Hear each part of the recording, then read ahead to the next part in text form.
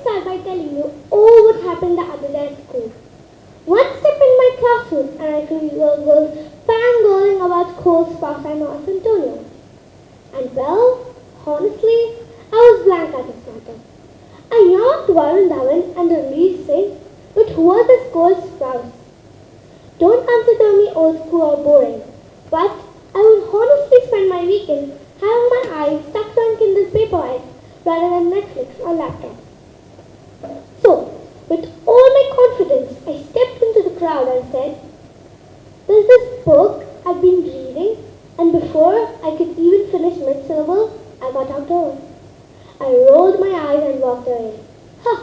Zero respect, right? I won't lie. I never felt more insulted. For most people, Netflix is an indispensable part of their life.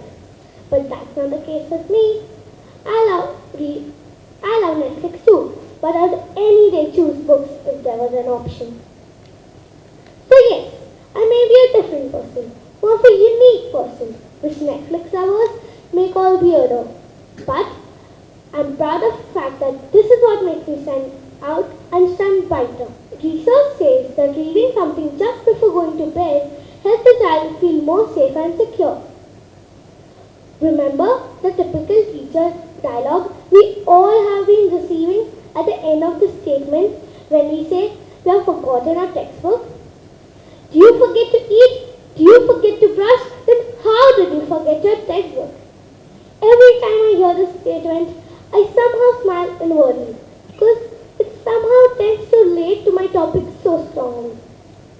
The book lover that I am, books have seemingly become a part of my life. You'll find one next to my bed and one in every bag I carry. And I guess this pretty much explains why I have chosen this topic.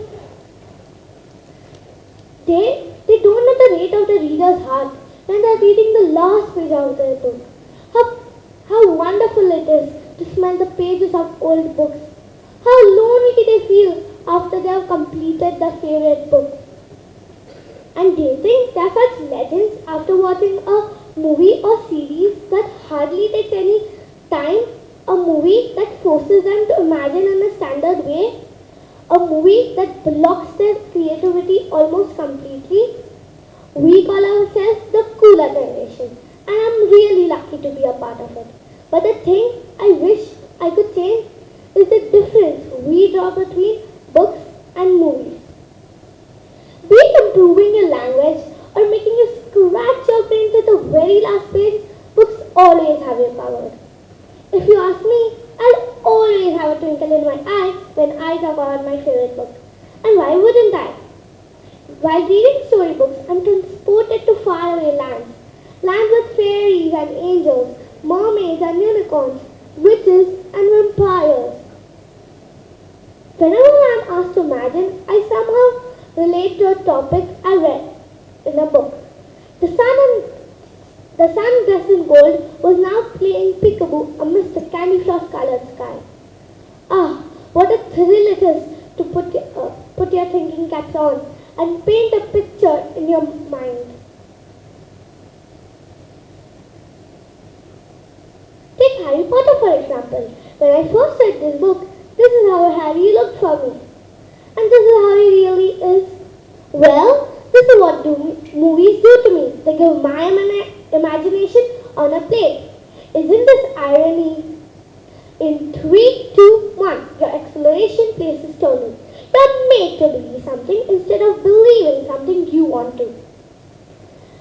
For me, inculcating the habit of reading has helped me become a better person altogether. And since I have this gift, I constantly try to share it with the world. So, get children into this habit. Get them good books and let them understand what the joyous book holds. As I come to an end of my talk, I remember a few lines from Charlie and the Chocolate Factory by Roald Dahl. So please, oh please, we beg, we pray, go throw your TV, set away, and in its place, you can install a lovely bookshelf on the wall. Come, read with me, read for me, and let us together create such a world so magical there is no need to see a world through a screen. Thank you.